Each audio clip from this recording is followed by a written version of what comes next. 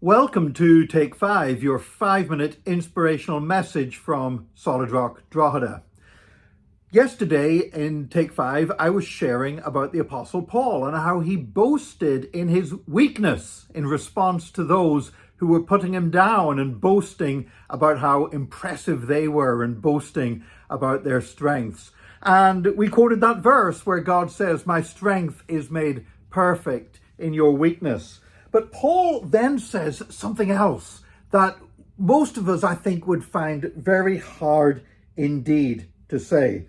Because after saying that God said his grace, my grace is sufficient for you, for my power is made perfect in weakness, in 2 Corinthians chapter 12 and verse 9, Paul says, "Therefore I will boast all the more gladly about my weaknesses, so that Christ's power may rest on me." But it's this next bit that really got me.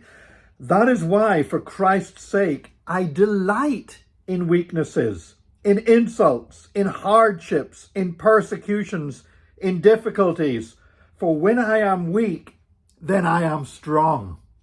You know, I think most of us hopefully have reached the point where we realize that in times of difficulty, in times of tribulation and persecution, we can rely upon God, and that God will come and God will strengthen us and God will do things in those times in our lives. But I think very few of us have actually reached the point of saying we can delight in those things. And so to get a bit of a perspective, more of a perspective from those who have suffered, I turned to the Africa Bible Commentary, which is a commentary on the whole Bible written by African biblical scholars. And the section on 2 Corinthians is written by Isiaka Coulibaly, who is from Ivory Coast. And this is how he puts it. He says, "Paul understands that it is in his weakness that the power of Christ is best demonstrated. He is therefore pleased to endure the trials associated with his ministry for," and then in italics, "for Christ's sake.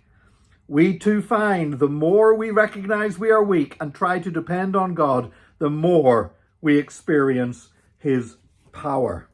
And I'm grateful for that insight that Paul, that we do find power in the times whenever we are weak. And we do understand then that it is the power of God and not our own power. But I think it's those key words there as well, where Isiaka Coulibaly says, "It for Christ's sake."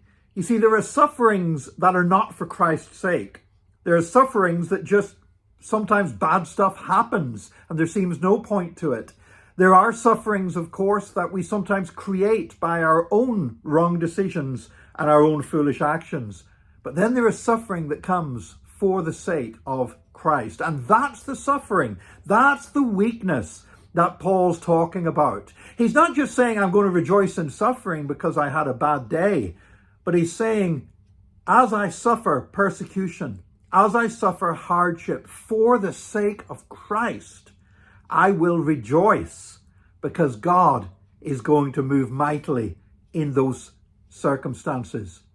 And very often here in Europe and the West, whenever we talk about passages like this, we put in a little, well, if we are called to suffer for Christ.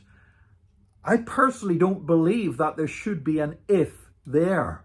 Because if we are genuinely following Jesus with all of our hearts, there will be times when we do suffer for him. God does not offer us a charmed life.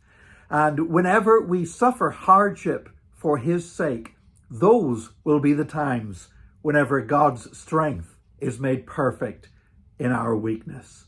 And my prayer for you today is that in the times whenever you face hardship because of your faith in Jesus Christ, that God will show himself more powerful than you have ever experienced him before, in Jesus' name.